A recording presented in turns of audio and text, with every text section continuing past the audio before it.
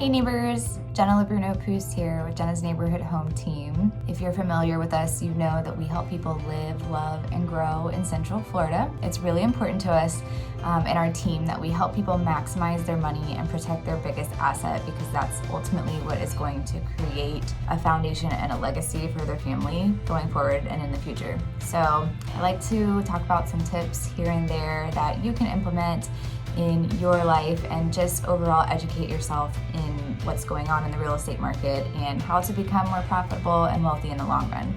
So right now, aside from everybody hearing that the market's going crazy, the other thing that is going crazy is insurance.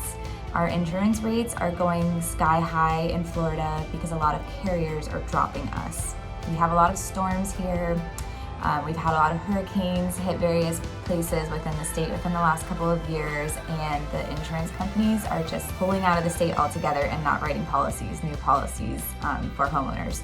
So the biggest issue with this is it affects our roofs here in Florida, which is probably the most important part of your house. So we are seeing a huge demand for brand new roofs we put on a home, and insurance companies aren't covering the replacement of these roofs.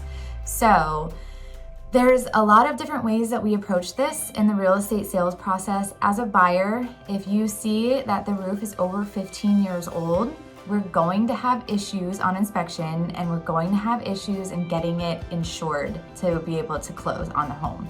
So I just wanted to share a couple things that I'm doing with some of my buyers right now. I do have a referral partner that will actually put the roof on for the seller prior to closing and collect the payment for the roof at the end of closing on the settlement statement. So not a lot of people do that, but we are able to combat this situation with the seller not having to come out of pocket out of nowhere with $20,000 to stick a roof on.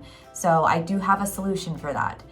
So keep that in mind if you're looking at homes and you see that the roof looks a little bit older or maybe discolored. Know that that's going to be an issue, and you're going to need an expert to walk you through that. The other thing that we can do is ask for a credit, but a lot of times you're maxed out on what you can get a credit for, and it's a lot less than what a roof costs. So depending on the situation and the scenario and your personal situation, we really like to take the time, sit down, go through each home with you, implement what your finances look like and what best case scenario is with you.